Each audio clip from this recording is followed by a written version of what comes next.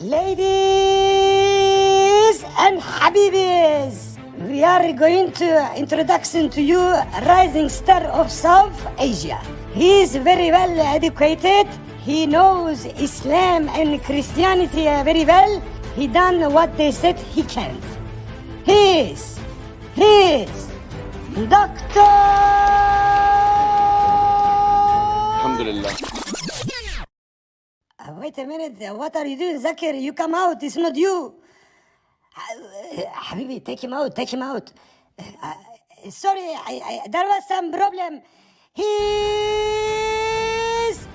Adam Zakir. Hello everyone. This is your favorite Murtid. Salamul Masih. Peace of Christ be with each and every one of you. I hope you guys are having fun. And hello everyone. Your favorite Murtid is live once again. Salamul Masih to everyone. And thank you so very much for being here. We are going to have some fun tonight. I hope you're going to be with me for some time because, today is a day when we are going to have a lot of discussion about a lot of things. Because apparently, what happened with Maulana Tariq Masood, as you know, he went to Canada. And when he went to Canada, he had to give a sermon in front of Canadian Muslims.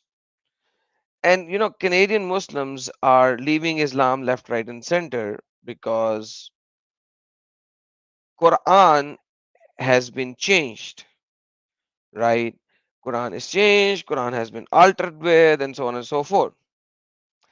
Now, with that being said, this guy is trying to tell the Muslims in Canada that it's not the fault of Allah, neither it is the fault of Muhammad.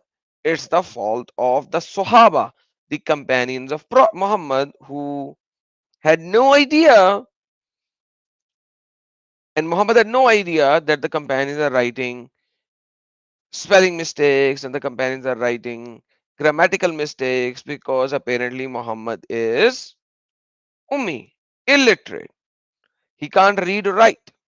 So when the Sahaba or the companions are writing the Quran, Muhammad has no idea if they are writing it correctly or if they are writing it incorrectly, and that's what caused the big issue in Pakistan. So in Pakistan, people started to say, because in Pakistan, people have no idea, right? In Pakistan, people have no idea that the Sahaba, the Quran of the Sahaba has been tampered with. They have no idea that Quran is not preserved. They have been taught with a lie that Quran is fully preserved. There is no change in the Quran whatsoever since the time of Muhammad. And there is nothing in the world which is more preserved than Quran itself. So with that being said, the Pakistani Muslims are of the opinion that there is nothing in the Quran which has to do anything with any alteration or anything. But in the West, thanks to the Western Christian apologists and polemics, they have shown it with evidence left, right, and center that Quran has been tampered with. Quran has been changed by the Sahaba. And there are so many ahadith references from the Islamic text that Quran has been tempered. There are so many references that the current Quran that we have right now is incomplete, and the original Quran, which was there at the time of Muhammad, had more than 17,000 verses and so on and so forth. So how do we reconcile it? Like what part of the hadith is correct? What part of the Quran is correct? What is correct? How do we recognize and reconcile the Islamic scriptures and the Islamic narrative? Because apparently, no matter what you do and where you go, you have a huge issue.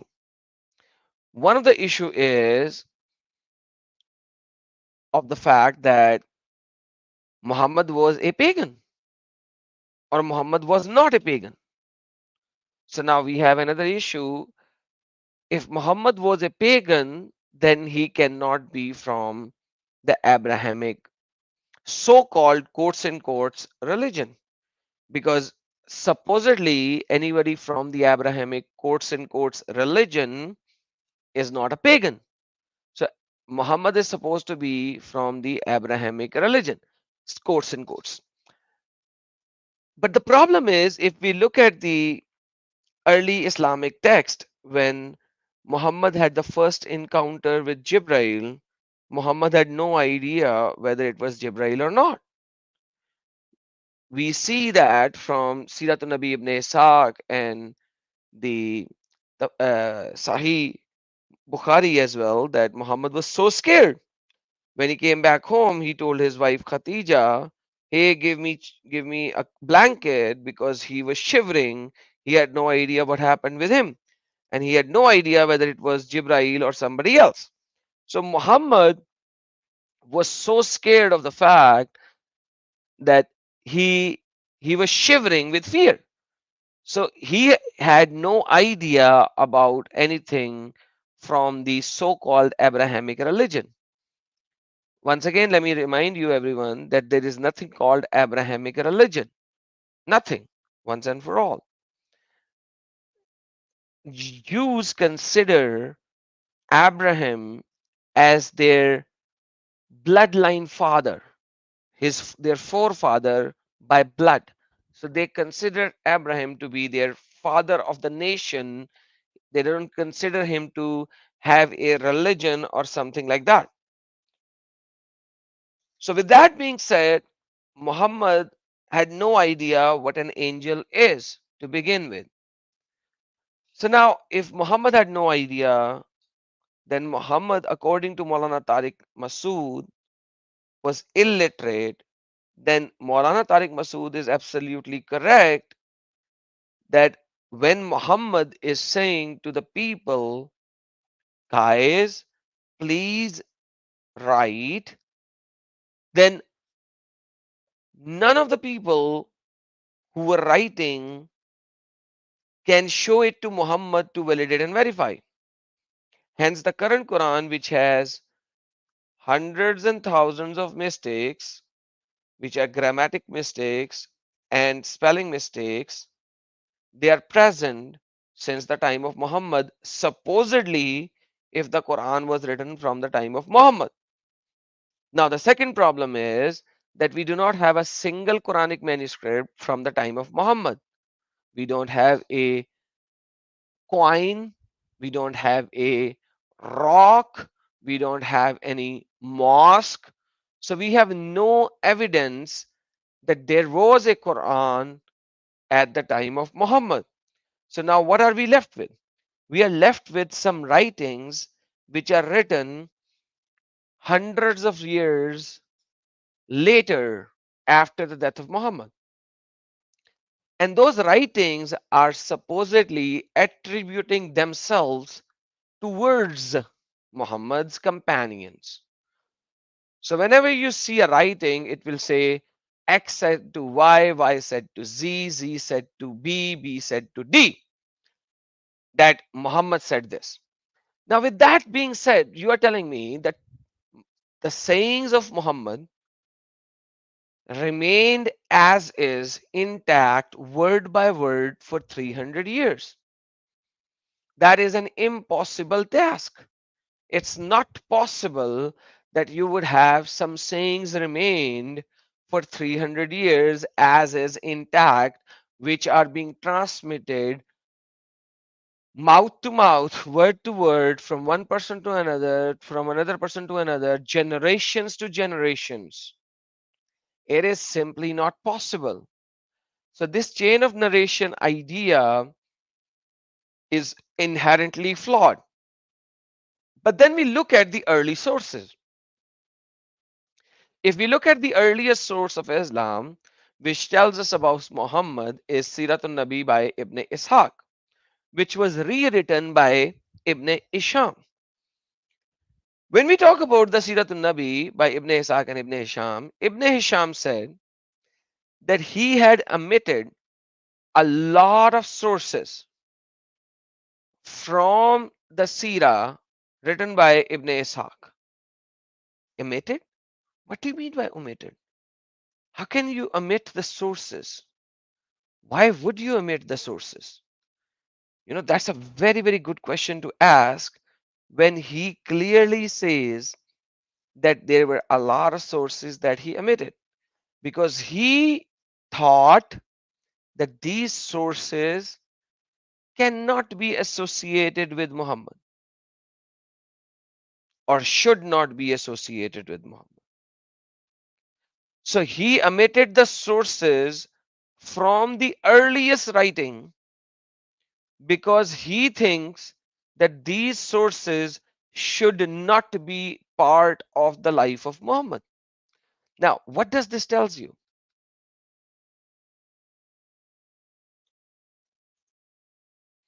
What does this tells you? That how that he thought that these sources are so disturbing either historically or morally or by any humane standard to be associated by anybody to be attributed to Muhammad. Let's read this so that everyone can be on the same page before we go forward, so that everyone will know that I'm not saying it from my own side. Let's look into this. This is Siratun Nabi by Ibn Ishaq. This is the English translation of Siratun Nabi by Ibn Ishaq. Um, if we go to page number 369 of this, which is the PDF page, if this will be the 690, page number 690 of the real book. Let's see if my computer works and shows me this page. Kind of disturbing that it's not working as it is supposed to be. Okay, so if we go to page number 690, we go one page back. Ibn Hisham's notes. So what does the note says? Let's read together. It says, what I have just written about the Prophet's genealogy back to Adnan, etc., etc., etc., forget that. Um God willing, I shall begin this book with Ishmael, son of Ibrahim, and mention those of the offspring who were ancestors of God's apostle one by one with what is known about him, taking no account of Ishmael's other children for the sake of brevity, confining myself to the Prophet's biography and omitting some of the things which I have recorded in this book, which there is no mention of the apostle about, which the book Quran has nothing, and which are not relevant to anything in this book or an explanation of it or evidence for it. So now we have a huge issue over here that he is doing something, that he is removing some things left, right, and center, right? We go further. He says, poems which he quoted, there is no authority on the poetry, whom I have not met, no things which is disgraceful to discuss. Disgraceful to discuss. No evidence for it.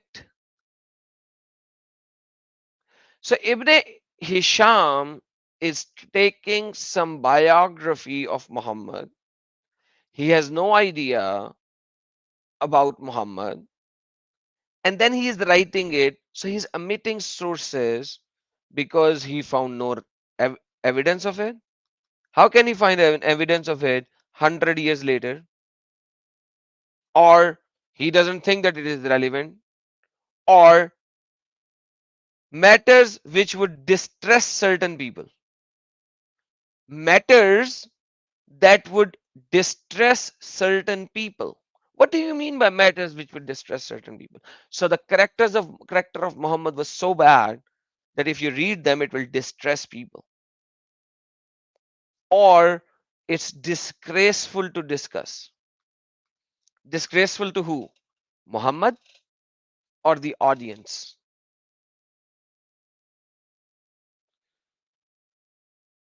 And he also said, Bukhari told me he could not accept trustworthy. All these things I have omitted. So now, if he omitted all of these things, how would you know what were those things that he omitted? Whether they were disgraceful to Muhammad or disgraceful for audience or immoral for Muhammad or they were not according to the historical location where Muhammad was. So when we look into all of these things, we realize that when the Muslims comes in and say Sahih Hadith, or they say we accept Quran and nothing else, the problem remains the same. What is the authority of Quran? Who gave the authority of the Quran? Because there are hundreds of narrations that the Quran has been tempered with. The Quran has been changed. Hundreds of reports, if not thousands. So if there are so many reports that Quran has been changed, Quran has been tampered with, there are grammatic errors, there are spelling mistakes, and so on and so forth, then how can you trust a book based on a statement in the book that it is from Allah? So a book has a sentence saying this book is from Allah, hence you have to believe that this book is from Allah. What is the evidence that this book is from Allah or this book is from God?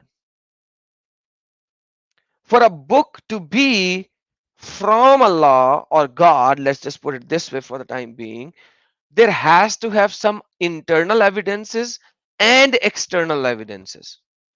The problem is we neither find internal evidences of this book nor can we find any external evidences for this book to be authoritative.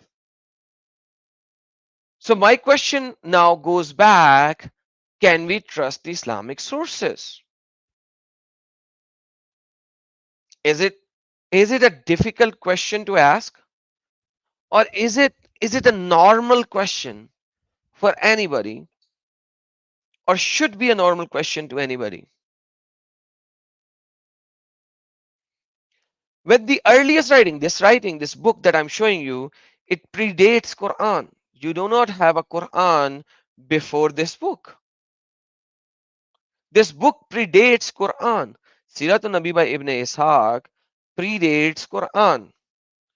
When you talk about the first wife of Muhammad, which is Khatija, you can't find any source other than this book that she was 40 years old when Muhammad married her. And this book doesn't even give you a chain of narration for this particular statement. But you guys accept this narration without a doubt. Oh, Khatija was 40, Muhammad was 25. But why do you accept it? Why do you accept this? If you accept this narration without any reference, then why don't you accept that when Muhammad was given poison, he was trying to jump off the mountain to kill himself? Like that's what also that is also written in the same book. Muhammad ate the poison and he wanted to kill himself, or Muhammad wanted to jump off the mountain after the first revelation, or Muhammad was killed because of the poison that he ate at Khaybar. So when Muhammad wanted to kill himself by jumping off the top of the mountain because he apparently received revelation from the Jibrail and he had no idea that it was Jibrail. This is Jibrail telling him to read whatsoever. And read, and I woke in my sleep, and it was the words written in my heart, etc., etc., and etc., etc. So he said, was more hateful to me than a poet or a man possessed. I could not even look at them. I thought, woe is me, poet or possessed. Never shall Quraishi say to me, I will go to the top of the mountain and throw myself down, that I may kill myself and gain rest. So I went forth to do so.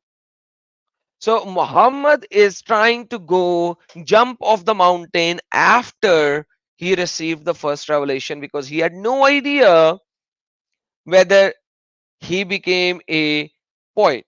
Poet back in those days are people who are mentally retarded. So he wanted to kill himself. But yet, you don't want to believe this. Oh no, this is the Aif. How is this Aif? Don't you accept that Khatija was 40? Don't you accept that this is the earliest biography of Muhammad? Don't you accept that we have to accept this? So why do you accept this and not this and that? Why would you accept some part of something and not the other part of the same thing? Muhammad was killed by a Jewish lady and Bashir was there with him. Bashir ate the full morsel and Muhammad just put it in his mouth and spat it out. When he saw Bashir dying of the poison, he spat it out and he said, this bone tells me it's poison. So the bone did not told him about the poison in it until Bashir died. And then when the, at the later time he died, and it is said according to Ibn Ishaq, the Muslim considered that the apostle died as a martyr in addition to the prophetic office which was given to him, as God honored him to die as a martyr because he ate the poison and he died of poison. So if we ask somebody nowadays that Muhammad died from the poison? No, no, no, Muhammad. No, that was 2 years ago. How could he die from a poison 2 years ago? So the early Muslims, and Ibn Hisham is agreeing that the early Muslims agree to the fact that Muhammad died of poison and Allah gave him a death of a martyr. So if you ask somebody now and they'll be like, no, no, no, no, no, Muhammad did not die. No, no. Muhammad was trying to commit suicide. No, no, no, no, no, that's so strong. That's so wrong. So wrong. That's so wrong.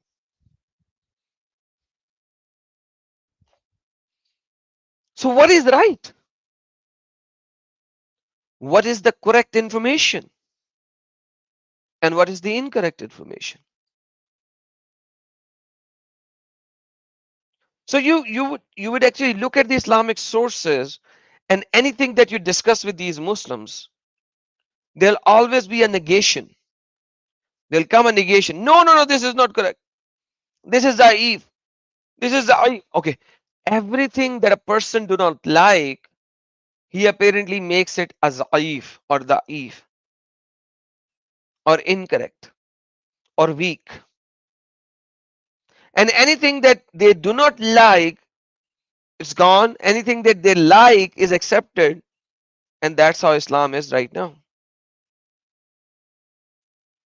How come the early sources did not consider things to be Za'if? Because the early sources already omitted a lot of stuff from it. Why? Because they didn't like it. We already read that part. They removed what they did not like. So if they already removed what they did not like, what are you doing now? So the remaining part, now you are saying, oh, this is Za'if, And what is the evidence of being Zaif?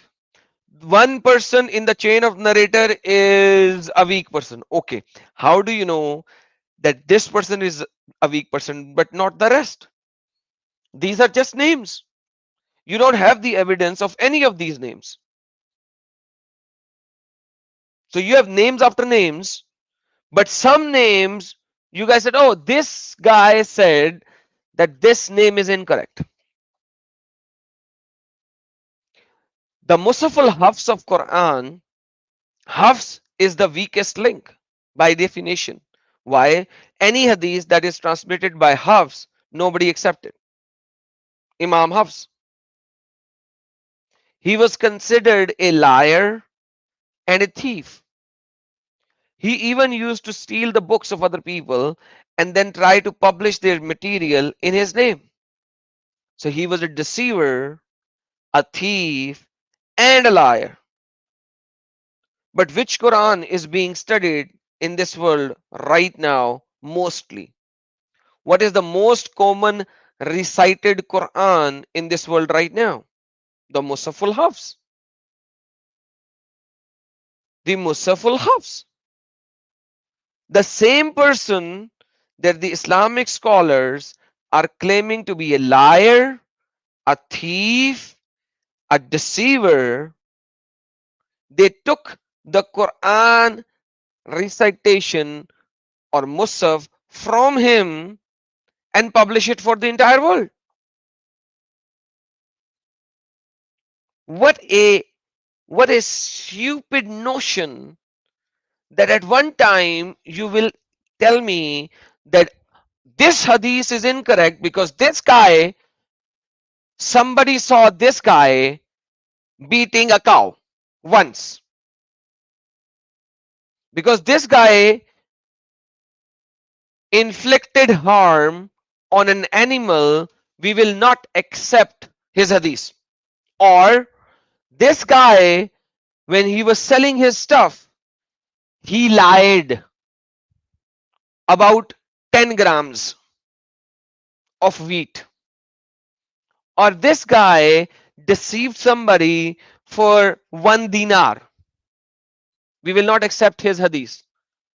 So you will not accept the verdict of a person for as little as 1 dinar, half a dinar, quarter of a dinar, 1/10 of a dinar.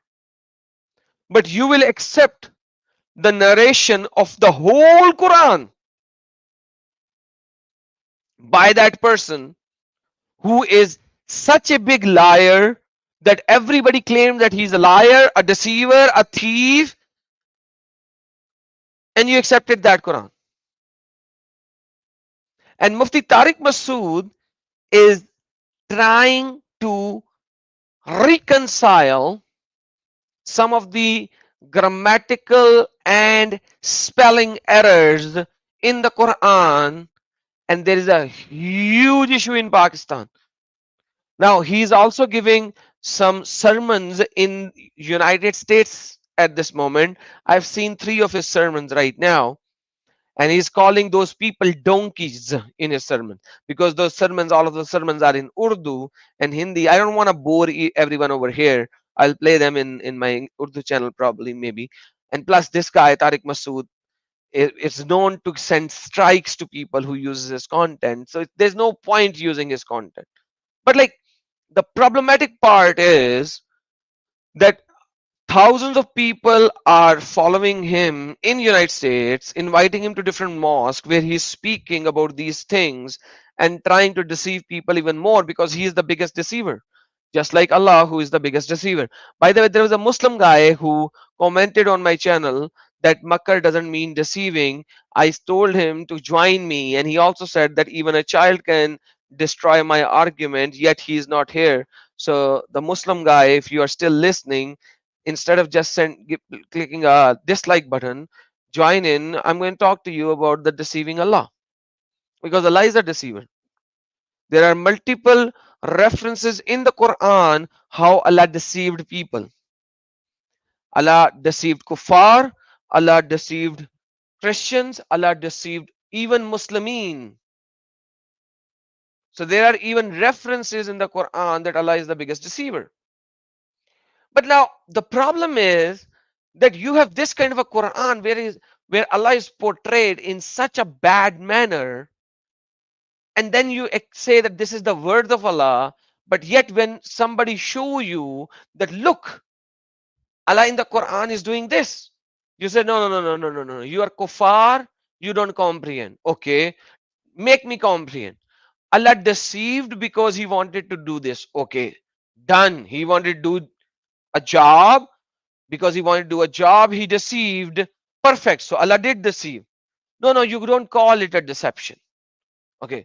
So uh, I don't understand. When a human does this, can I call it a deception? Yes. So if Allah does the same thing, why shouldn't I call it a deception? No, no, you can't call it deception. But the Quran says Allah deceive. Oh no, no, no, no, no, no, no, no. Kuffar deceive, Allah planned. But kuffar deceived, same word. Allah deceived, same word in Arabic, but you translate it as plan. Yes, when Allah does this, it's plan.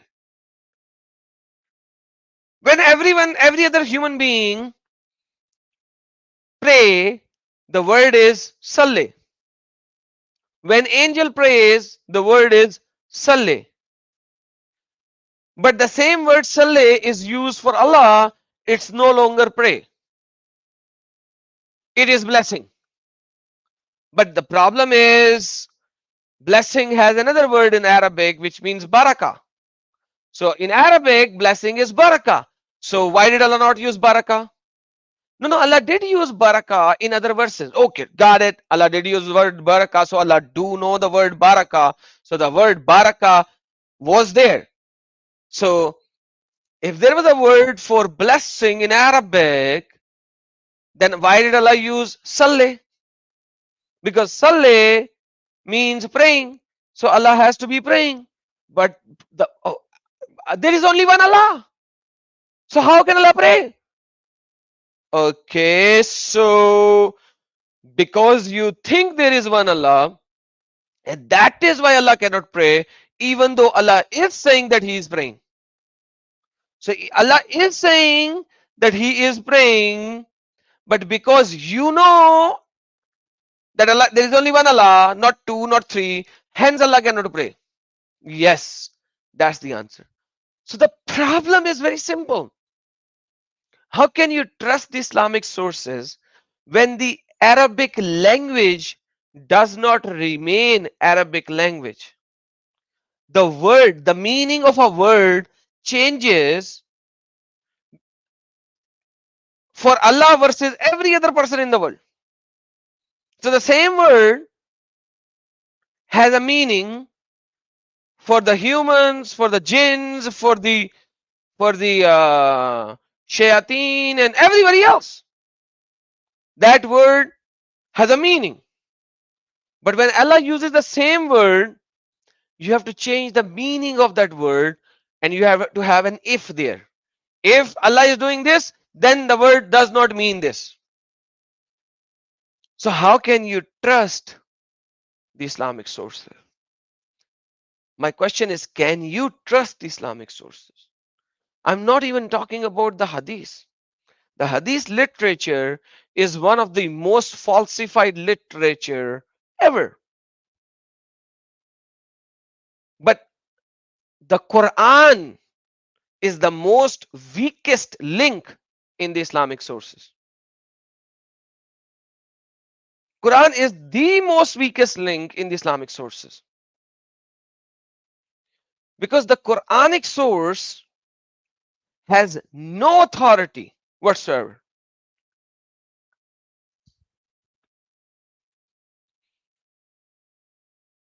Before I go into my next section, I would like to remind you that one of our friend has provided us with a promotion for this video, and I would like to request each and every one of you that if you are anywhere in the world and you need to do transfer of your money, EziPay Global is the key. So you can go to EziPay Global and you can send your money to anywhere in the world. And for that, let's take a short break and listen to what EziPay Global is saying. Let's watch. Tired of exchanging currencies? How about the long bank queues to pay high SWIFT charges or even having to wait for days for your money? EziPay Global Wallet offers a one-stop digital USD account for all your international transactions. Own a digital USD wallet to send and receive money in over 100 plus countries with a breeze. We're offering you digital USD account, the best market rates, international transfers to any bank account or mobile wallet. We're here to solve your digital payments needs. Visit home.ezipay.global and sign up now. EziPay Global. Swift, secure, simple.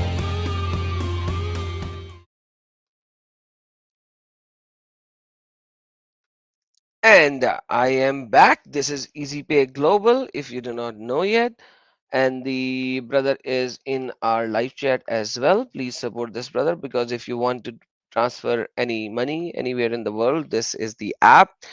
I will soon get this. I will soon fix everything and provide you this app link as well for myself. And it says, in the world of the darkness, lies, deception, and inhumanity, Adam is the sunshine in the winter. Wow, thank you so very much, brother. A brave gentleman risking everything to show us the truth. I need everyone to support him in this thankless journey for your generations to come. Thank you so very much, Adam. Thank you so very much, my friend. EasyPay Global, as I described, EasyPay Global is there for you to get your money transferred no matter where you are. So now is the time for you to actually go and get the account if you want to transfer your money from anywhere to anywhere. Here is the link for everyone. Thank you. And then we will go to this Roman 1620. Send us a super sticker. Thanks a lot, Roman. Appreciate it. And then we have Blackpink as always. Thanks a lot, my friend. And then we have Aman Singh. He said, hello, Adam Bhaiya. Big fan of yours from India. Really admired your deep knowledge. Following your and Sahil sir video since 1 month. Doing a great job. Thank you so very much, Aman Singh. Appreciate it. Thanks for being here. Now, with that being said, and I hope anybody now, whoever wants to send some money anywhere in the world, they will definitely use EasyPay Global.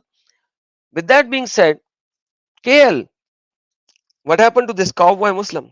I'm still waiting for this guy to come in and tell us if we can trust the Islamic sources or not, because apparently this is a very, like, with this video, this stream,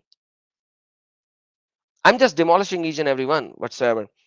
EZPay Global, there was some code that you made as well. I don't have it. Can you send me the code again or send it in the live chat as well for people to put it in for the discount? I think you created one. EXM 2024, if I'm not mistaken. So just send the code again if you can. Uh, Now, with that being said, please always like and share and subscribe the video as much as you can. This is the code EXM 2024.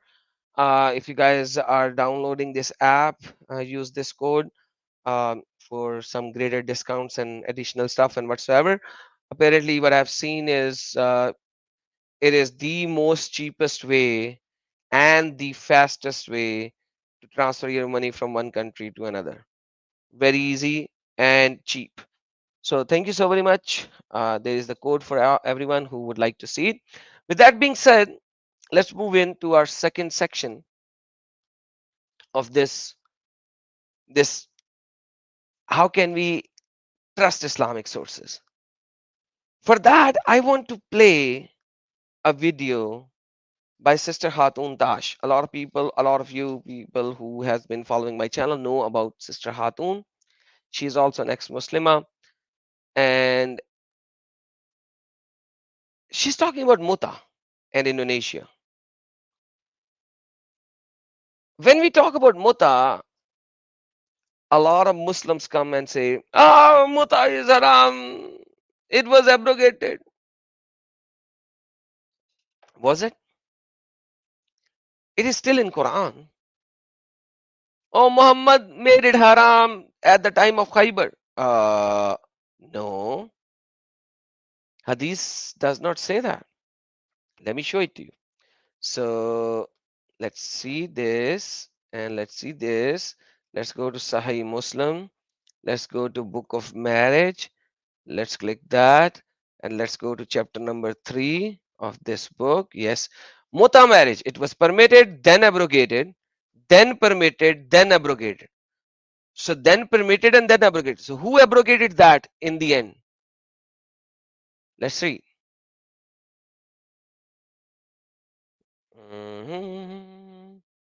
Let's see who abrogated. La la la la la la la la la la. Messenger of came to permitted as contrary contract temporary marriage. Who abrogated? Okay, there you go. We have been benefiting ourselves by this temporary marriage muta during the lifetime of Prophet and during the time of Abu Bakr and Umar. So who abrogated it? Uthman. Uthman abrogated it, not Muhammad. So something that is in Quran, how can Uthman abrogate it? How can Uthman say something that is allowed is not allowed now? Check this out. Until Umar forbade it. So Umar forbade it. So half of the time of Abu Umar. Okay. So Umar forbade it. So tell me, how can Umar forbid something which is in Quran? So this forbidding of muta or temporary marriage, I think, was attributed to Umar to save the face of Muslim because it's so disgusting. It is so disgusting that they have to save the face of Muhammad and Umar and Ali and everyone. Shias, on the other hand, are true to the words of Quran and they acknowledge and agree and they don't do anything. They're like, okay, muta is halal, we still do it. Sunnis say no, it was abrogated by Umar or forbidden by Umar. So something that is permitted in Quran, how can it be abrogated or forbidden by Umar? So you are telling me that the last prophet was not Muhammad but Umar? Because several years after the death of Muhammad, Umar forbade something which is halal. There is a verse in Quran, it says, O Muhammad, why do you forbid, O Muhammad, why do you forbid something which Allah has made halal for you?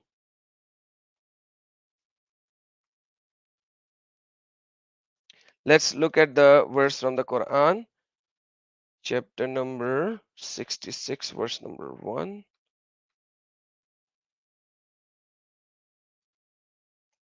There we go. O Prophet, why do you prohibit what Allah has made lawful for you, seeking the approval of your wife?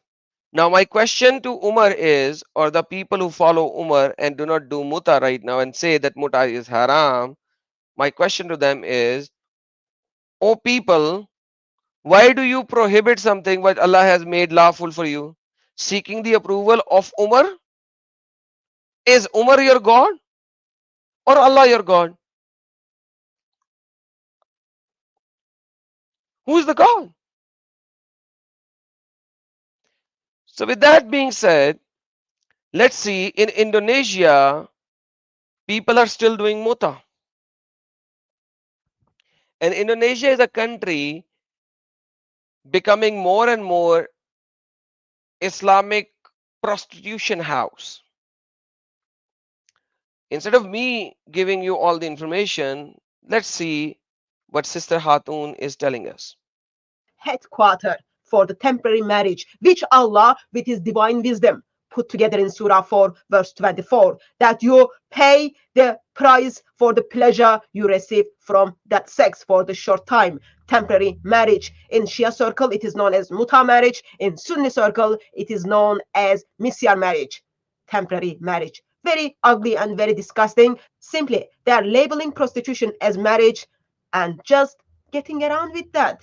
Let's bring our attention to Indonesia. 87% population of Indonesia is Muslim, and these godly Muslims are seen doing very godly actions. Sex tourism in Indonesia sells itself as Islamic temporary marriage. If you ever wondered how you are going to make money if you are Muslim and living in Indonesia, all you need to do is ask for temporary marriage. You will be pretty rich. This is very disturbing. Los Angeles Times shared the story of Kahaya with us. Kahaya first entered the temporary marriage when she was 17 years old with a Saudi man who was in his 50s. Yes, man in his 50s going after a child who is only 17 years old.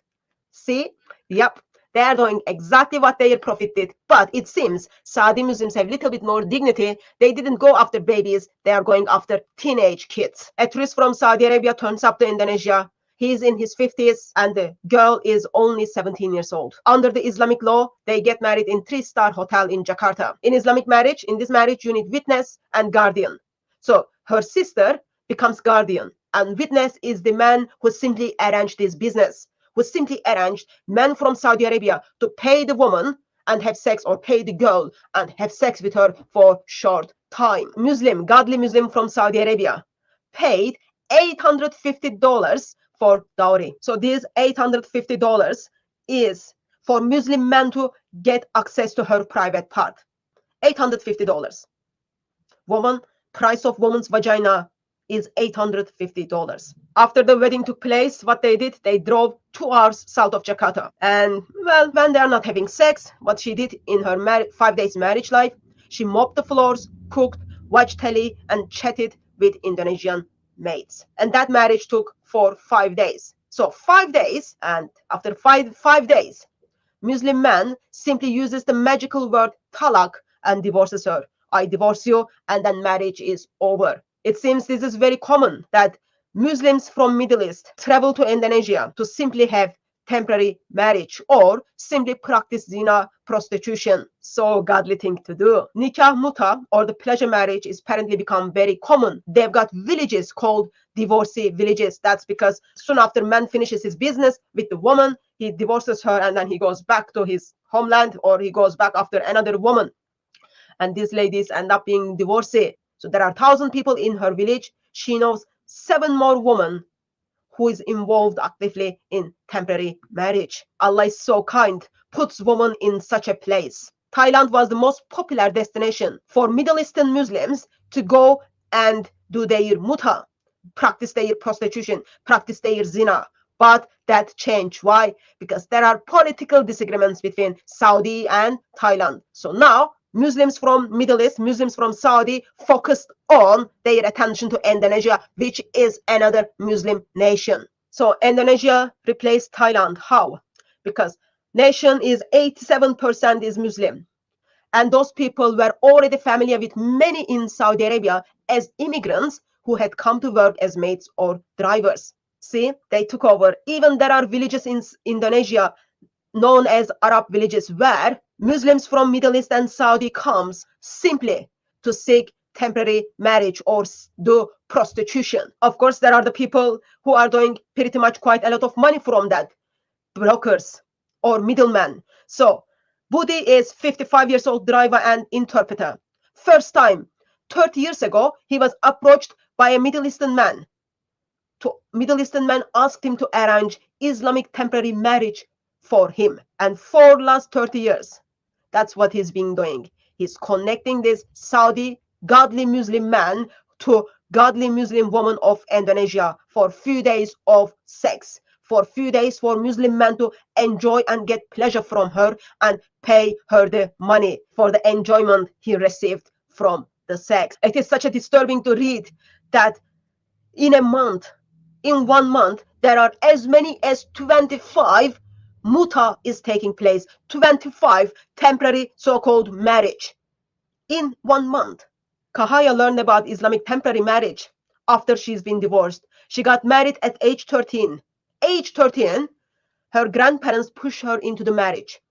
And 4 years after her marriage, she's been divorced. And that's when she heard about temporary marriage. In Indonesia, legal marriage age is 19. But because people are doing this under the religion, no one is bothering to look into it. Of course, if you are virgin, your price for your first temporary marriage is pretty high.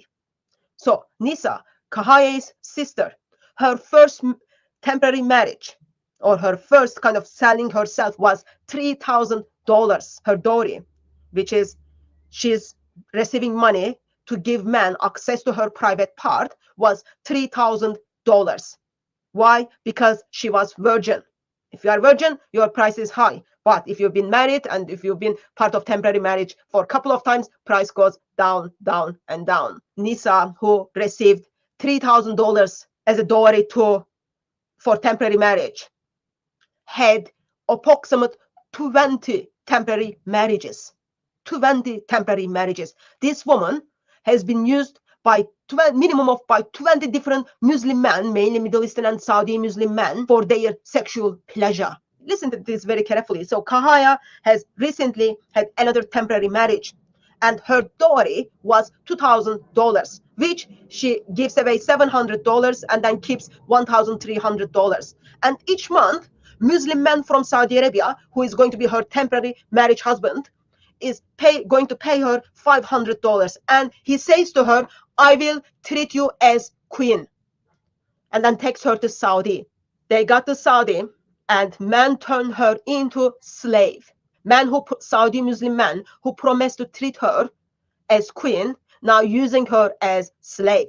She did all the housework without pay, while living on the third floor of large house filled with relatives.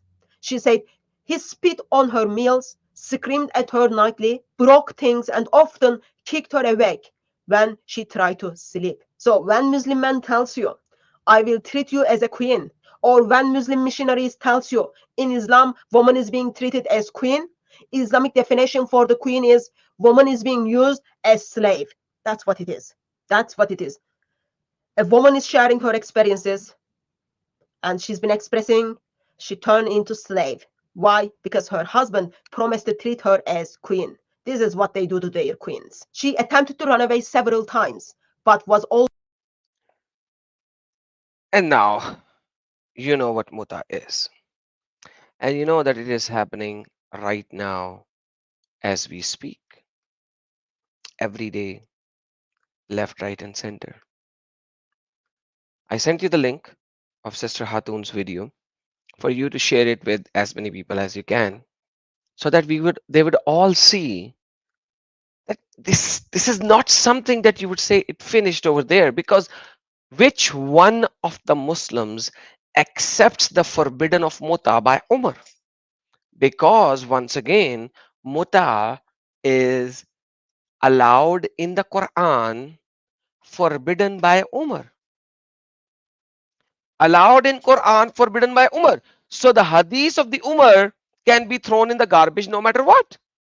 Because according to Quran, chapter number 66, verse number 1, even Muhammad cannot forbid something which is allowed by Allah. So if Muhammad cannot forbid something which is allowed by Allah, then how can Umar forbid something which is allowed by Allah? So how can you trust Islamic sources?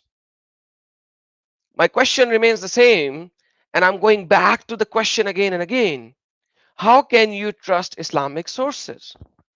What is the way to accept an Islamic source? Is there a proper written theology which every Muslim could accept? That this is the source that we have to accept and this is the source that we don't have to accept? And I'm not even talking about the fight between Shias and Sunnis.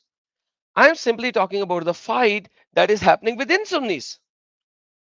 These are Sunnis. Saudi Sunnis going to Indonesia doing Mutt'a or temporary marriage or misyar. Let's not call it Mutt'a, let's call it misyar. Same thing, different name. Prostitution for the non-Muslims, Mutt'a for the Shias, misyar for the Sunnis. So it's a different name for prostitution. As you can see, the first time she did Mutt'a, she got $3,000. And then her price started to change. Isn't that the same thing that happened in prostitution? What is the difference? A prostitute who is a new prostitute gets more money, and later on she gets to receive lesser and lesser money. So what's the difference? And then this is allowed in. So how do you find a proper methodology to accept the Islamic sources?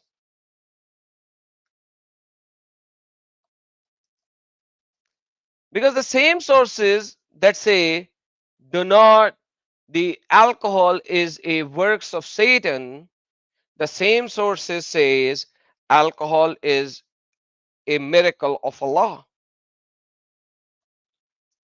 The same sources says do not get drunk. It also says drink, but don't get drunk.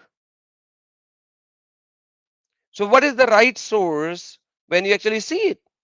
So if you look at it, let me show you some of the sources in Islam, like all together, and you will see the difference.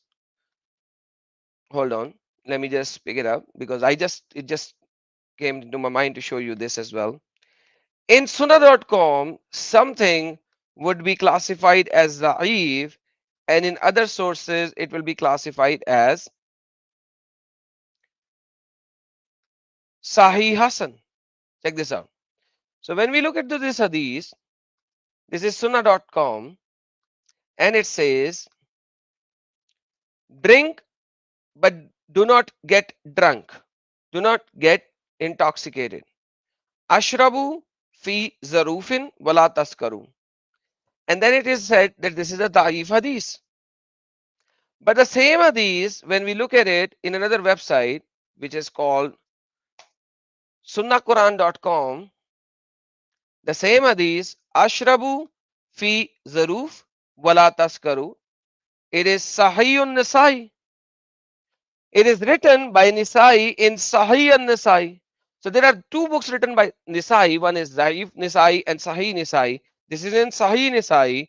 And Albani classified it as Hassan Sahih Asnad. Hassan Sahih Asnad. Sahih.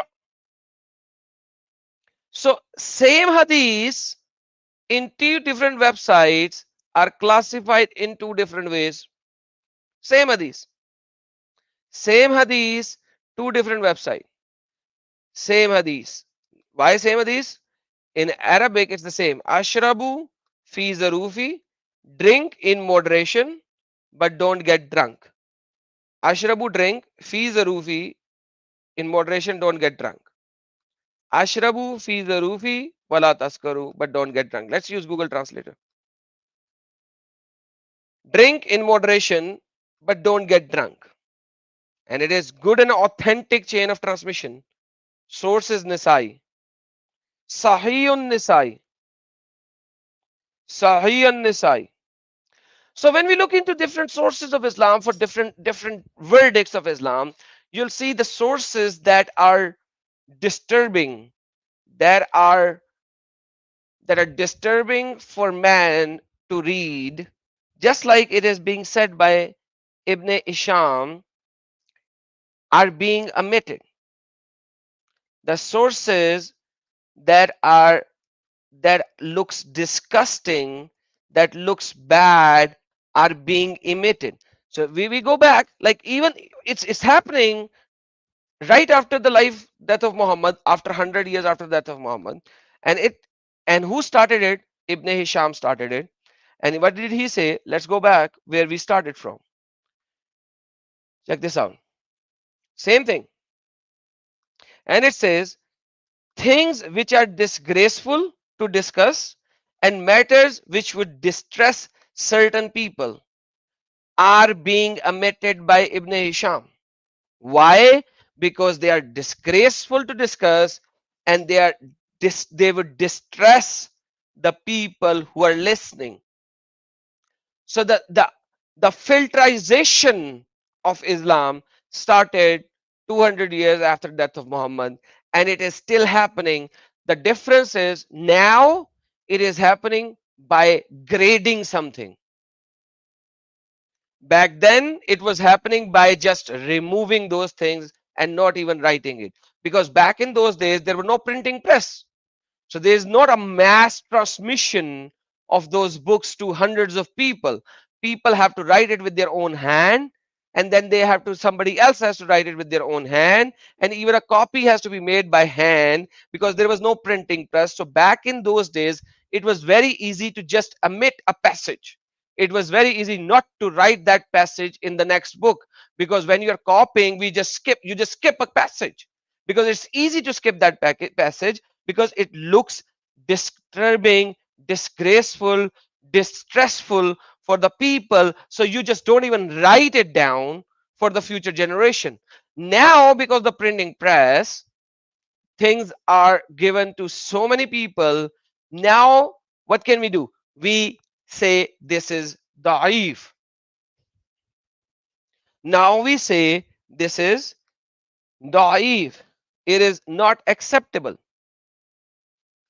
One of the reference that was given in in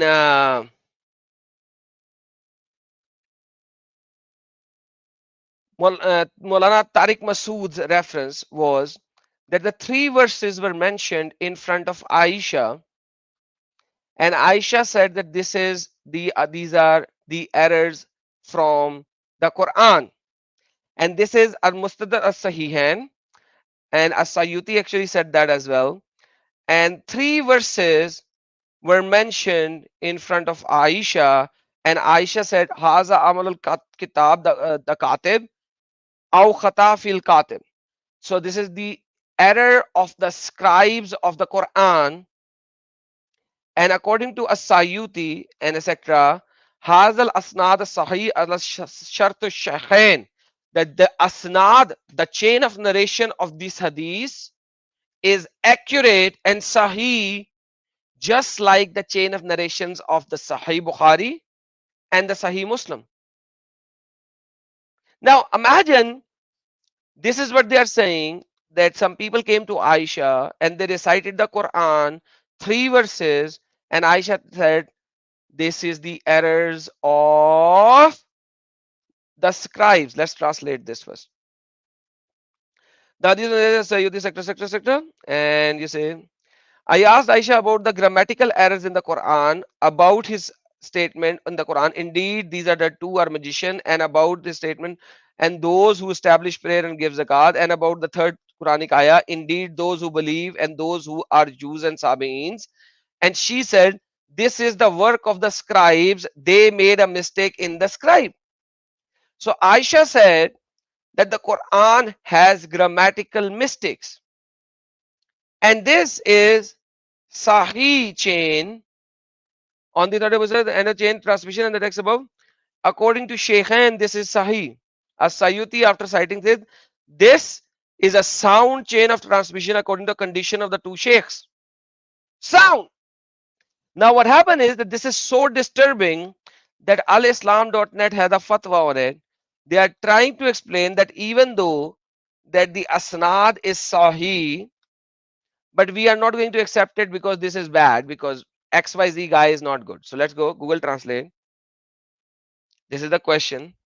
Question is answer. Had mentioned about this statement here in the other place, a correct interpretation that shows the absence of the error in this word. And she says after the statement, it was narrated on the Aisha that she asked about the three verses about his saying this, and end quote. So this is the mistake made by the scribes. Same thing. His saying here is, and this was narrated in the passive voice, indicate this is weak in its narration from her. Imagine this, the chain of narrations are accurate, but because the statement is supposedly in passive voice, so we don't accept this is weak. Oh, this is weak.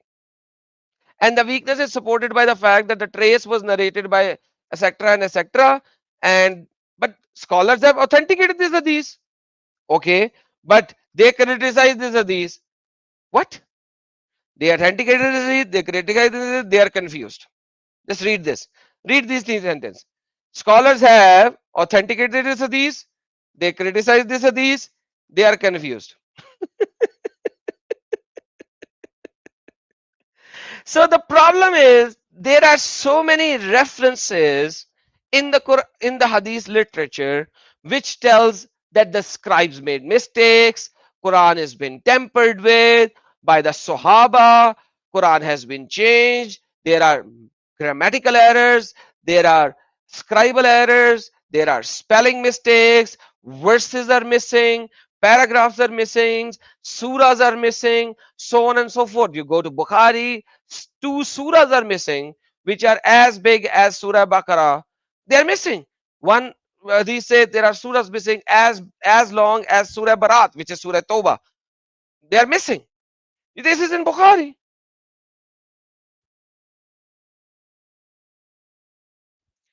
So you have all of these narrations that you see in the Islamic literature, which describes huge issues, not just small, not just tiny, huge issues. And then my question is, can we trust Islamic sources? Can we trust any of these Islamic sources? And if we can, how can we trust any of these Islamic sources? How can we trust any of these Islamic sources? Because if we look at the scholars of Islam, they are very clear that the Quran has been tampered with.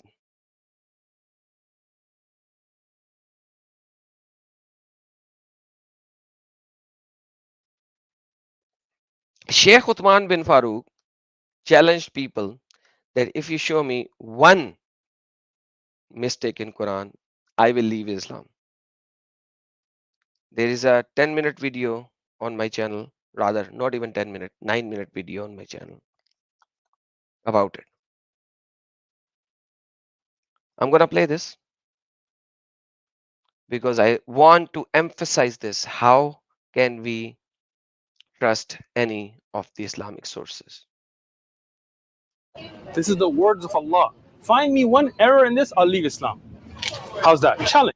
We have certain scribal errors in the Quran, and this is something which every single scholar acknowledges.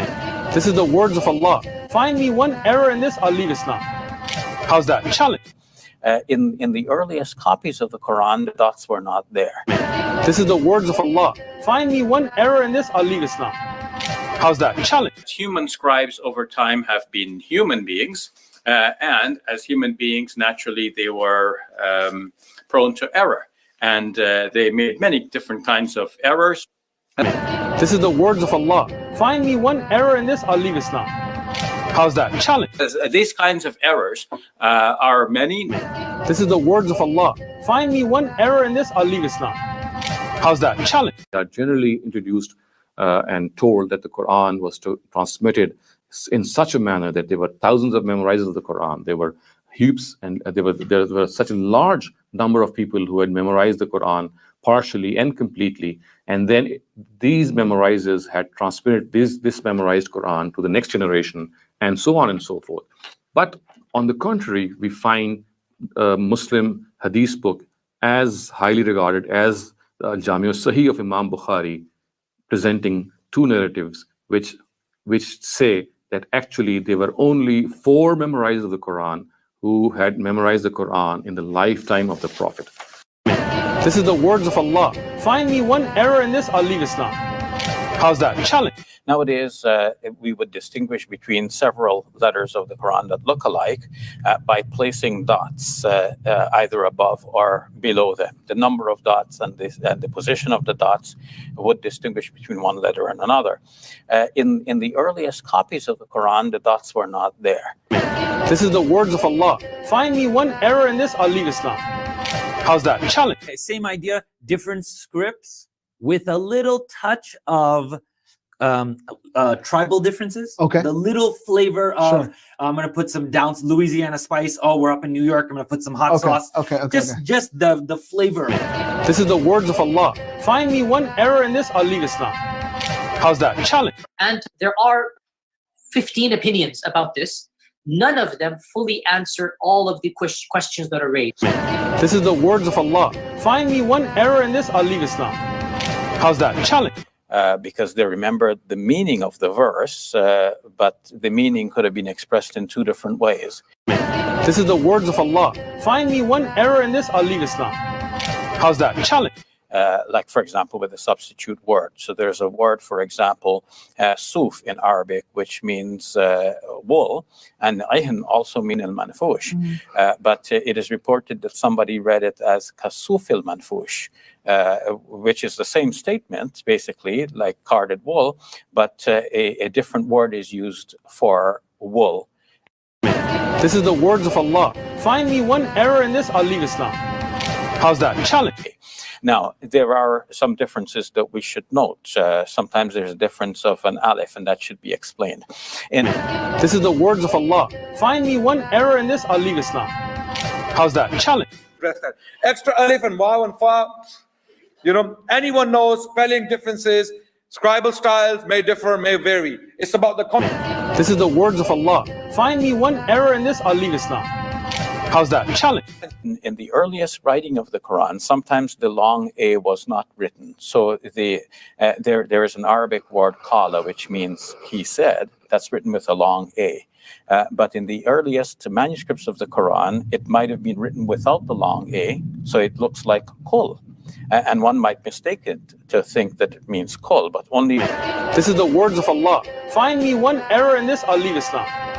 How's that? Challenge. Well, the different ways of reciting sometimes give you a different shade of meaning, but... This is the words of Allah. Find me one error in this, I'll leave Islam. How's that? Challenge. We have certain scribal errors in the Quran, and this is something which every single scholar acknowledges. This is the words of Allah. Find me one error in this, I'll leave Islam. How's that? Challenge. Some of the early reports about how the Quran was being read by the Prophet Muhammad, peace be upon him, and by his companions, leave some puzzling questions in the wake of them. This is the words of Allah. Find me one error in this, I'll leave Islam. How's that? Challenge. But various companions may have memorized some of the wording slightly differently, and also written down the sermon slightly differently. But this is the words of Allah. Find me one error in this, I'll leave Islam. How's that? Challenge. This is no longer hidden news. The standard narrative does not answer some very pressing questions. This is the words of Allah. Find me one error in this, I'll leave Islam. How's that? Challenge. It is reported by Anas ibn Malik. He says, Mata Nabi, walam yajma'il Quran ghayru arba'a. And then he names those four persons. Abu Darda, Mu'az ibn Jabal, Zayd ibn Sabat, Abu Zayd. So it says that these are the four people. Only the style is very restrictive. It says, Lam yajma'il Quran ghayru arba'a. This is the words of Allah. Find me one error in this, I'll leave Islam. How's that? Challenge. We have certain scribal errors in the Quran, and this is something which every single scholar acknowledges. This is the words of Allah. Find me one error in this, I'll leave Islam. How's that? Challenge. Even the earliest versions of the Quran have these scribal errors. This is the words of Allah. Find me one error in this, I'll leave Islam. How's that? Challenge. There are numerous examples in which you can see these scribal errors in which an extra va or extra ya or an extra alif is found in these versions of the Quran. This is the words of Allah. Find me one error in this, I'll leave Islam. How's that? Challenge. Extra alif and waw and fa. You know, anyone knows spelling differences, Scribal styles may differ, may vary. It's about the content. This is the words of Allah. Find me one error in this, I'll leave Islam. How's that? Challenge. We know that in hadith literature there are hadiths which tell us that the Quran that we have is incomplete. The Rajam verse is a very typical example. It is called Mansukhu Tilawa Dunul Hukum, which means that it is there. Yeah. Just the recital has been abrogated. Then we have the suckling verse, which the mother of faithful Aisha said that the Prophet had just died, and they still read that verse in the Quran, and we know that it's no longer in the Quran. This is the words of Allah. Find me one error in this, I'll leave Islam. How's that? Challenge. And there are 15 opinions about this. None of them fully answer all of the questions that are. This is the words of Allah. Find me one error in this, I'll leave Islam. How's that? Challenge. Yeah, it says in chapter 25, تبارك الذي جعل في السماء بروجا وجعل فيها سرجا منيرة. There's two qira'ah. One qira'ah says sirajan munira and surujan munira. So the sirajan munira means a shining lamp, and surujan munira means many stars. So a shining lamp means a star. This is the words of Allah. Find me one error in this, I'll leave Islam. How's that? Challenge. Jibreel came to the Prophet reciting the Quran twice in Ramadan before he died. So this is the words of Allah. Find me one error in this, I'll leave Islam. How's that? Challenge. I want you to write here just one Quranic verse. Quran 3:146. सुनो ना मेरे गज़वा ओहद में दांत टूटे हैं ना बुज़दिल नहीं हूँ. The Prophet ﷺ said, if you want to listen to the Quran directly, listen to Ubay. Ubay is not some even average Sahabi. He is the Qari of the Quran.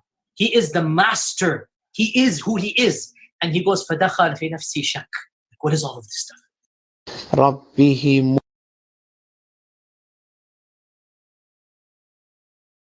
That he, the Qari of the Quran, had doubt in his mind when he read the issues and standard narrative having holes in it. By the way, you know this title, if you see this title of the video, I'm thanking a particular person here. Do you see the title? I'm thanking a particular person. That particular person is with us right now. Another great ex-Muslim from Israel. Brother, ex-Muslim, Steve Husein Mashni sallallahu alaihi wasallam. How are you, my friend? Long time no see. Wow. Wow, that was quite a promotion, man. Thanks. Sallallahu alaihi wasallam command. So, yeah, this is I just when I heard Sheikh Ketchup speaking there, I just did a thing yesterday, a live stream yesterday, and it's about the fact that the 113 times in the Quran, the word bism in the name is misspelled. It's Bismillahir Rahmanir Rahim, in the name of Allah the Merciful. But the word bi'ism is misspelled. That's not how you spell in the name. But that's Ismi Rabbikallazi Khalaqa. There is a verse where Bi'ism is written correctly. Yes. Bi'ismi Rabbikallazi Khalaqa. Let me show the people what we are talking about, because a lot of people do not know Arabic, so they have to see what we are talking about, because otherwise it's not comprehensible for a lot of people. Let's go to Paintbrush, my favorite tool.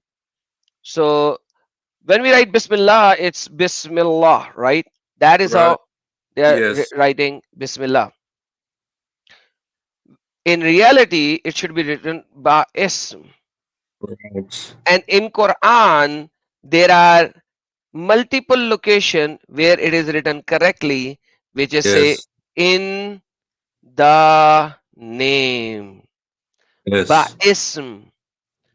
Ba'ism. Not bism. Bism is incorrectly. So every time you say Bismillahir Rahmanir Rahim, it's incorrectly written. These are spelling mistakes in the Quran. Yes, brother, please continue. Well, it's in there 113 times incorrectly.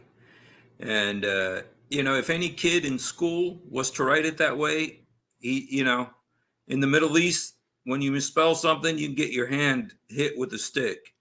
There'd be a lot of hitting going on if you used this grammar or this spelling that they use in the Quran, and it's the very first word in the Quran.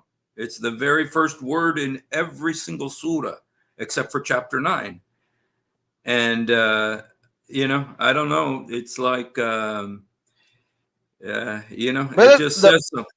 The problem is, even the first verse that has been revealed to Muhammad, which a lot of scholars says that this is the first verse. Iqra bismi rabbikal lazi khalaq. In that verse as well, the ism is written correctly in the name by ism with an alif after the ba. That's and right. it's written correctly. But then Bismillah is written incorrectly. Like, it's just so amazing how stupid it is, man. Yeah, it's like I don't know. It's just a very strange thing. And you know what? That's fine with me. I don't care if they misspell a word. I don't care if they have scribal errors. What I have a problem with is how would they brag so much that this book is so perfect. Find one error in it and I'll leave Islam. Well, here's an error. Here's 113 of them, And, if they weren't bragging about it so much, then it wouldn't be, I wouldn't even care. But they do brag about it so much. And they do lie to people and tell them how perfect the Quran is, perfect Arabic. The Arabic language came from, the Quran. It's based on the Quran. And yet it's got all of these unbelievable mistakes, so. Husein, yes. you know the word Abraham in the Quran? Yes. All three of them, yeah. You know how many times the word Abraham is mentioned in the Quran? 69 sure. times. 69 times. Okay. So Ibrahim is mentioned in the Quran 69 times.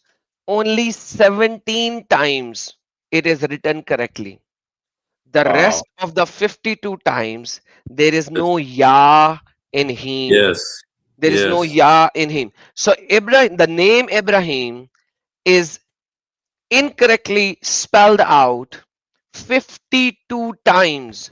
Only 17 times it is spelled out correctly. So how do they fix the problem? They fixed the problem 350 years later when they added the diacritical marking and they added a kasra underneath the ha, so that in pronunciation Ibrahim should be pronounced as ha kasra ha zer meme. So the pronunciation will remain as him, even though that it is Ibrahim Hamim without a ya in the middle. So I was doing an Urdu stream yesterday and I was showing this problem as well, very common problem. 52 times the word Ibrahim is mentioned incorrectly. Yeah, I mean, and I don't know, I've seen it spelled three different ways in the Quran. Once with Abram, Ibrahim, Abra. Yeah, but I've seen it spelled three different ways in the Quran. Abraham. Okay, do send me the third one. So you say Alif Ba Ra Ha Mim. It's Abraham, right? Yes. Alif Ba Ra Ha Mim. There is no ya in there. So if you go to Quran chapter number 60 verse number 4, it is Ibrahim Ya Mim Ibrahim. But the problem is that when there was no diacritical marking, like the kasra and shadda and gamma and all of these things were not there, you cannot pronounce it as Ibrahim. You have to pronounce it Abraham because there is no ya there. There is no ya in the middle. So there's a ya here. So what they do is, you see a small ya here added as a diacritical mark. Yes. Right? So they have to put that ya as a diacritical mark to pronounce it properly as Ibrahim. Because at the end of the day, there is no, yeah, this is a spelling mistake in Quran.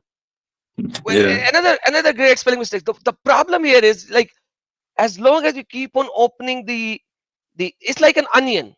The more you Yes. open the outer shell, the more shells will come underneath it. So my question remains the same. How can you trust any of the Islamic sources? Mhm. How can you trust any of the Islamic sources? Like, I have shown many of the examples since the very beginning of this live stream till now. It's like almost 1.5 hours. So I've shown many of the examples. And brother Hussein, if you weren't there earlier, must watch the first half an hour, Yeah. 45 minutes.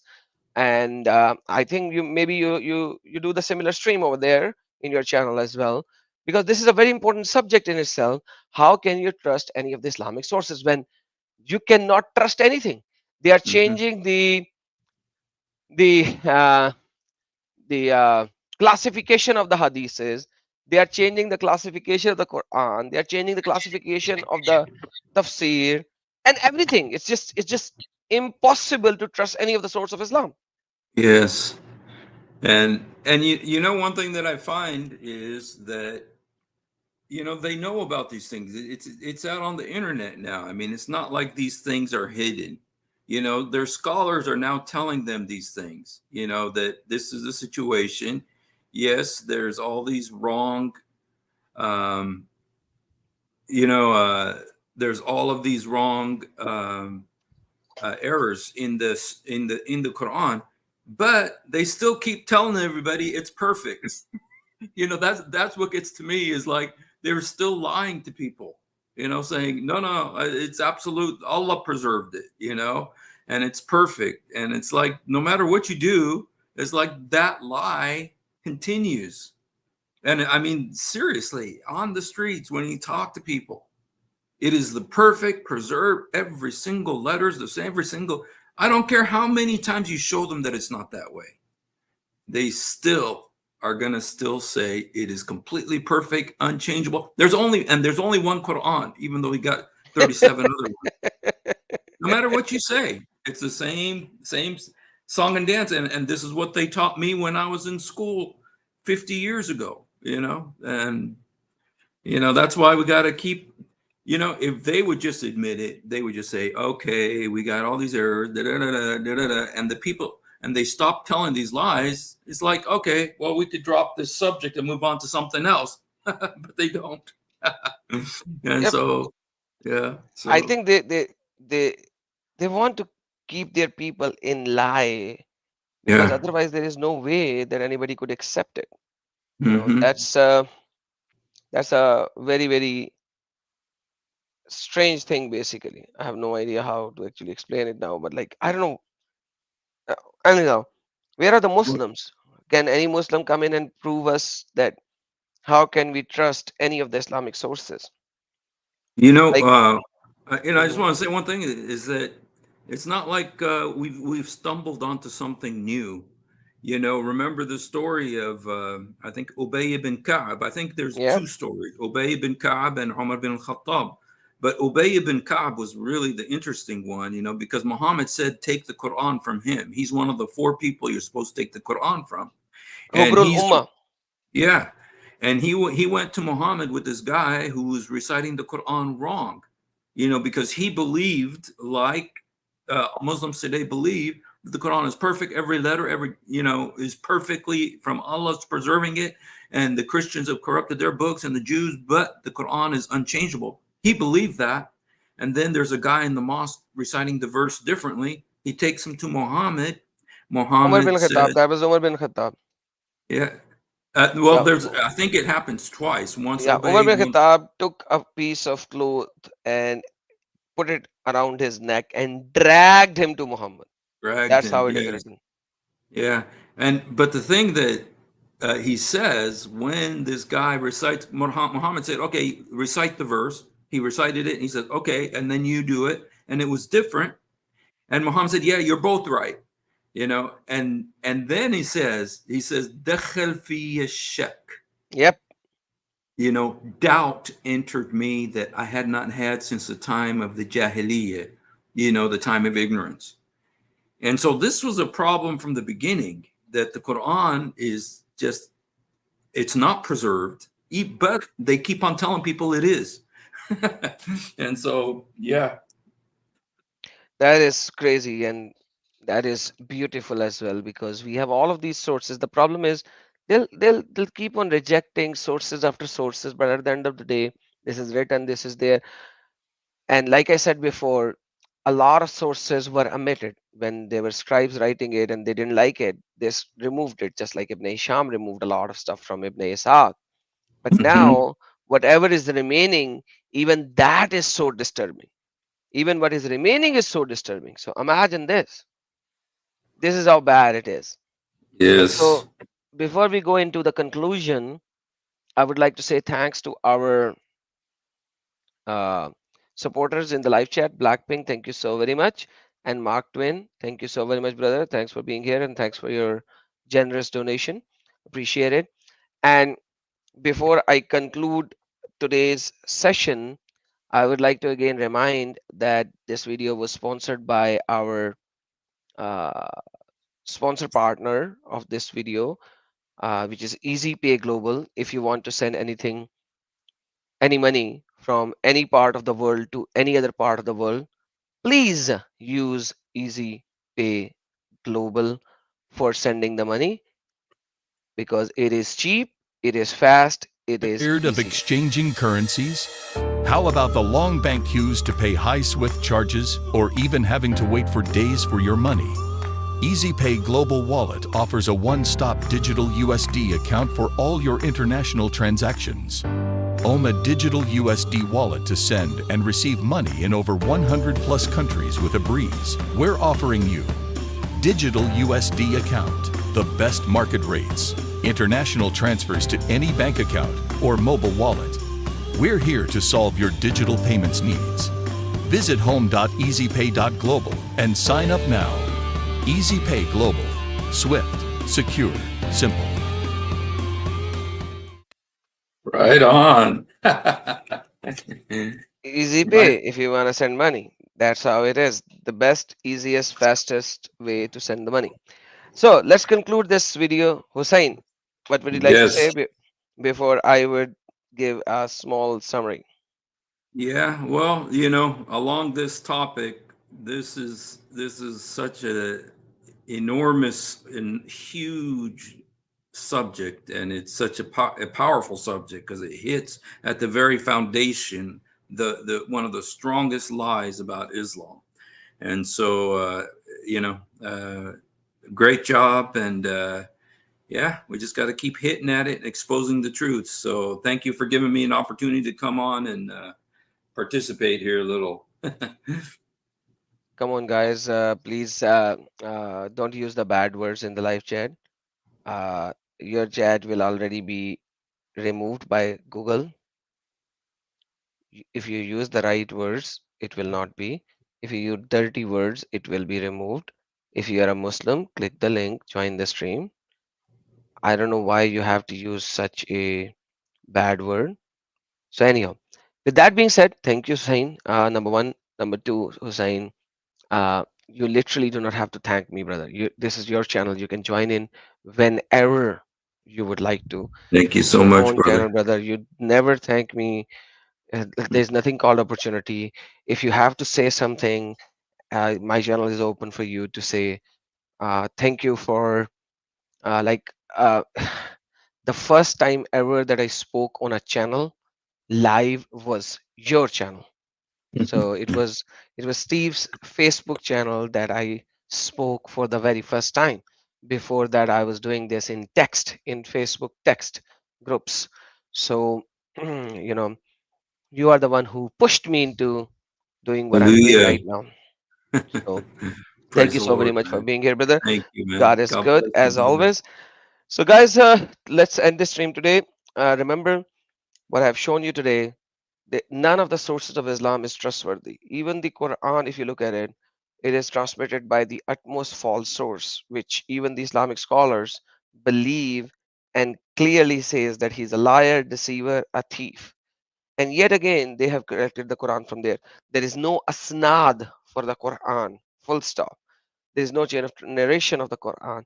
They say thousands of memorizer. No, I just showed you in a short 9 minutes video. No, it was collected only by only 4 memorizer. 4.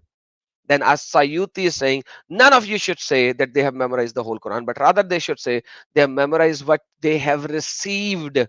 Then there are more than 17,000 verses in the Quran, yet you right now have 6,000. Out of these 6,000, there are over 2,500 grammatic errors and spelling mistakes and so on and so forth. And then when you look into the details of the Islamic narrations, you will see historical errors, you will see the legendary errors, you will see the historical accounts which are misinterpreted and misplaced and so on and so forth, which I have shown in other streams. It was not a topic of today. Then we see the reclassification and the reclassification of the hadith literature, that even right now they are reclassifying different hadith literature. Then we see that there are a lot of early sources which were not even copied by the scribes and so on and so forth. So a lot of Islamic sources were removed by the early scribes when there was no media, no print media available, and it was not mass transmitted. So when you have so many issues in the transmission of these sources, how can one accept any of the Islamic sources?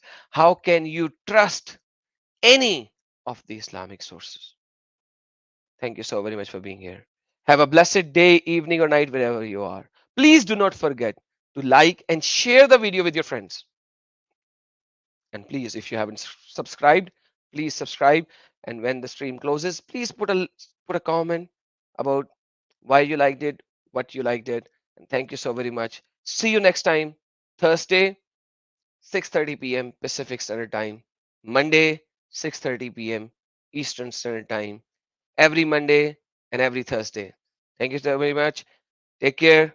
Yeshua Akbarul Azim.